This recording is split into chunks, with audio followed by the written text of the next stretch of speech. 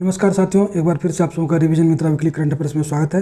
So friends, in today lecture I am going to cover three important topic that was in news. So first one is about Booker prize, second one is about World Economic Forum and third one is about NASA satellite and name of that satellite is Capstone. तो let's see it one by one. सबसे पहले what is international Booker prize. अब इस topic के बारे में जानने के पहले हम यह जानने का प्रयास करते हैं कि न्यूज़ में क्यों था, क्योंकि इंडिया की एक लेखिका है, उनका नाम है गीतांजलि श्री. उन्होंने ये प्राइज जीता है अपने नोबेल के लिए. उस नोबेल का नाम है टॉम ऑफ सैंड. ये the first Hindi novel to win the international Booker prize. Actually इस नोबेल का ट्रांसलेट किया गया इंग्लिश में, उसके बाद इसे यह पुरस्कार दिया गया है, क्योंकि यह जो पुरस्कार है यह उनको दिया जाता है जो इंग्लिश नोबेल लिखते हैं. So it was formerly known as Man Booker International Prize. So it was established in 2005. International Booker Prize is honored for finest fiction translated in English and published in the UK और Ireland. ये पहले ऐसा था, अभी ऐसा नहीं है, हम आगे देखेंगे. It is a prestigious British award given annually. यह साल में एक बार दिया जाता है for a full length novel in English. The award was established in 1965 by Booker Macneill, इनका नाम था. So this is a multinational company. It provided a counterpart to the Prix Goncourt in France. France वाले भी ऐसा कोई prize देते थे, तो उन्हीं को ध्यान में रखिए, उन्हीं से एक प्रकार से कहिए कि आप compete करने के लिए उन्होंने यह प्राइज देना आरंभ किया था. Initially it was not meant for writers around the world. Only English language writers from the United Kingdom and Republic of Ireland and the Commonwealth countries were eligible. So India is also a member of Commonwealth nation. अब Commonwealth nation के बारे में संक्षिप्त जानकारी लेते हैं. यह वैसे कंट्री है मोस्टली जो कभी न कभी ब्रिटिश का उपनिवेश था. So you know very well that India was colony of UK for 190 years. तो इंडिया भी इसका मेंबर है, किसका? कॉमनवेल्थ नेशन का. अब आते हैं हम अपने टॉपिक पे वापस, इंटरनेशनल बुकर प्राइज के बारे में. So it was in 2013 that it was announced that the prize would be open to English language writers world wide.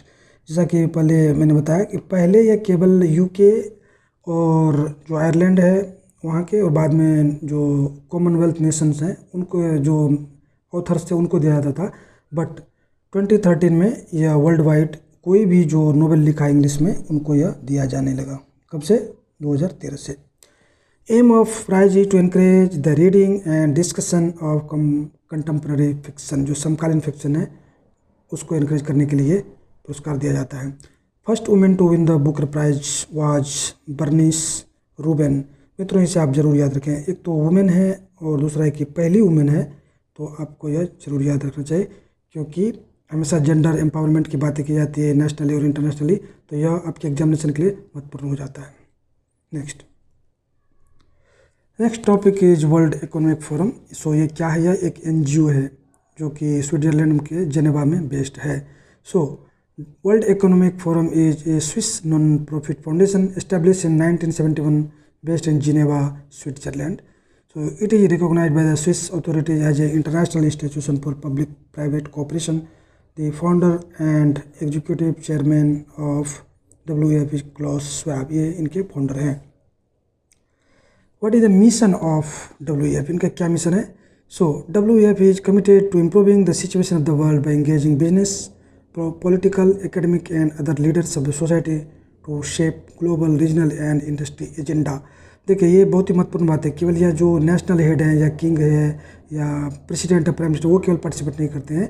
सो इसमें all those persons are leaders are participating who are from the business, from the political background, from the academic and other leaders of the society. ये सभी इसमें participate करते हैं. इसमें सबसे महत्वपूर्ण बात है वो मैं आपको बताने जा रहा हूँ अब. So what are the some major reports published by WEF, that means World Economic Forum. So ये कौन कौन से हैं? सबसे पहला है एनर्जी ट्रांजिशन इंडेक्स. इसका मीनिंग क्या हुआ? जो अभी जो फॉसल फ्यूल बेस्ड जो एनर्जी है उससे जो रिन्यूएबल एनर्जी, क्लीन एनर्जी, उसमें ट्रांजिशन के लिए क्या कुछ हो रहा है उसको मेजर करने के लिए यह इंडेक्स इन्होंने तैयार किया है. Next one is global competitiveness report. कौन सा इकोनॉमी दुनिया में कितना ये कॉम्पिटिटिव है बिजनेस के लिए, उसे. तीसरा global IT report. WEF along with INSEAD and Cornell university, ये तीनों मिल के इसे करता है. Then global gender gap report, global में जेंडर का जो बैलेंस है उसका क्या सिचुएशन है। Then global risk report, then we have global travel and tourism report. तो आप मित्रों इसे 2-3 बार जरूर पढ़ें, क्योंकि यहाँ से डायरेक्ट क्वेश्चन पूछ जाती है, यूपीएससी में क्वेश्चन पूछा जाता है। जो जैसे एनर्जी ट्रांजिशन इंडेक्स है, ये किसके द्वारा पब्लिश किया है। Many times such kind of questions have been asked in various examination. So these are the top reports that is being published by the World Economic Forum. So this year WEF annual meeting will take place under the theme of working together restoring trust. Friends, आप जानते हैं कि जो corona pandemic के बाद पूरी दुनिया की व्यवस्था जो से चरमरा गया, इकोनॉमिक कंडीशन चरमरा गया, और सो ट्रस्ट का कमी है रिकवर करने के लिए। इसीलिए इस बार का थीम, इसे भी आप याद रखें, क्योंकि डायरेक्ट यह क्वेश्चन में कई बार पूछा जाता है, what is by the theme of world Economic forum. So please remember this one. So now last topic in today's lecture is capstone. So what is capstone? इसका फुल फॉर्म आप देख लेंगे। So it is a CubeSat mission of NASA. You know NASA is a space organization of USA. जैसा कि हमारा ISRO है, उसी प्रकार से इनका NASA है। It is going to be what NASA call a pathfinder mission for the gateway and orbiting outpost that astronauts will visit before descending to the surface of moon. मित्रों, अभी अभी नासा ने इस मिशन को launch किया, Artemis programme को, किसके लिए, मून के लिए। इसे भी आप याद रखें। तो साइंटिस्ट जो है नासा के, उनका कहना है, so this is going to become a pathfinder mission for the gateway and orbiting outpost that astronauts will visit before descending to the surface of moon. तो ये बहुत ही महत्वपूर्ण है इनका mission. Cubesats are a class of nano satellites. अब जानते हैं कि क्यूबसैट क्या होता है। That use a standard size and form factors. Standard cubesat use a 1 unit, जैसा देख रहे हैं यहाँ पे। इनका लंबाई चौड़ाई ऊंचाई कितना है, 10 सेंटीमीटर के क्या अनुपात में है। Capstone is approximately the size of A small microwave oven, जिसमें हम चाय बनाते हैं, इसके आकार का, यानी छोटा सा है। और आगे जानते हैं इसके बारे में। According to NASA it is expected to be the first ever space craft to operate in near rectilinear halo orbit around the moon. मित्रों, आप सब जानते हैं कि जो सेटेलाइट जो होता है, वो जो हम लॉन्च करते हैं धरती पर से, या स्पेस में जो प्लेनेट होता है या मून है, उसके या तो उसके सर्कुलर या इलिप्टिकल पाथ में ये ऑर्बिट करता है। लेकिन देखिए इनका क्या है, रेक्टिलिनियर पाथ में ये इनके मून के अराउंड ये ऑर्बिट करेगा, यानी चक्कर लगाएगा। ये near rectilinear halo orbit is significantly elongated. Its location is at a precise balance point in gravitational pull of earth and moon. जहाँ पे इनका बराबर होता है, जो ग्रेविटेशनल फोर्स है एक दूसरे जहाँ खींचता है, एक प्रकार से नलीफाई करता है, तो उस जगह पे इसे लॉन्च किया जाएगा, किया गया ऑलरेडी नासा के द्वारा। So what are the objectives of Capstone. इस मिशन का क्या सा ऑब्जेक्टिव। सबसे पहला, verify the characteristic of a lunar near the rectilinear halo orbit for the future space craft. So this is the first thing. Second, we demonstrate entering and maintaining this unique orbit that provides a highly efficient path to moon's surface and back.